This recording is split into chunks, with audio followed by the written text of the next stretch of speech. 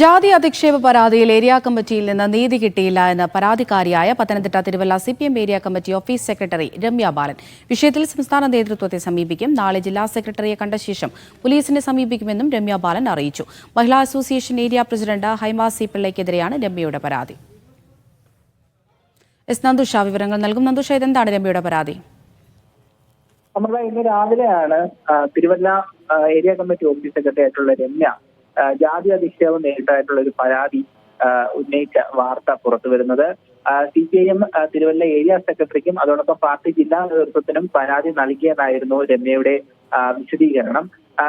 അതായത് മഹിളാ association Thiruvalla area കമ്മിറ്റിയുടെ president ആയിട്ടുള്ള ഹൈമ എസ് പിള്ളയ്ക്കെതിരെയാണ് ഇത്തരത്തിൽ പരാതി നൽകിയത്. മഹിളാ അസോസിയേഷൻ യോഗത്തിന് ശേഷം നടന്ന തർക്കത്തിൽ രമ്യയെ ജാതി അധിക്ഷേപം നടത്തി അവഹേളിച്ചു എന്നായിരുന്നു ഈ പരാതിയിലെ ഉള്ളടക്കം.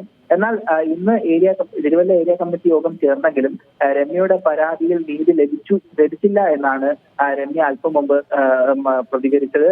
ഏതായാലും രമ്യ ഈ പരാതിയിൽ ഉറച്ചു നിൽക്കുകയാണ്. കൂടുതൽ ഘടകങ്ങളിലേക്ക് പരാതിയുമായി മുന്നോട്ട് പോകാൻ തന്നെയാണ് രമ്യയുടെ തീരുമാനം. നാളെ പത്തനംതിട്ട ജില്ലാ സെക്രട്ടറി രാജീവ് അബ്രഹാമിനെ നേരിട്ട് കാണും. അതിനുശേഷം നടപടിയൊന്നും ആകുന്നില്ല എന്ന് കണ്ടാൽ തിരുവനന്തപുരത്തേക്ക് പോയി പാർട്ടി സംസ്ഥാന സെക്രട്ടറിയെ നേരിട്ട് കാണാനും രമ്യ തീരുമാനിച്ചിട്ടുണ്ട്.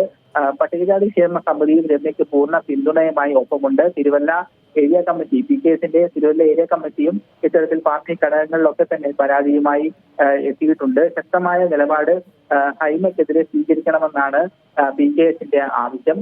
ഹൈമ മാസങ്ങൾക്ക് മുൻപ് മഹിളാ മോർച്ചയിൽ നിന്നും CPMലേക്ക് എത്തിയതാണ്. വളരെ പെട്ടെന്ന് തന്നെ CPMലെ വനിതാ സംഘടനയുടെ ഭാരവാഹിത്വത്തിലേക്ക് എത്തുകയായിരുന്നു. ഹൈമയിൽ നിന്നുമാണ് മോശം പരാമർശം നേരിട്ടതെന്നാണ് രമ്യ പറയുന്നത്.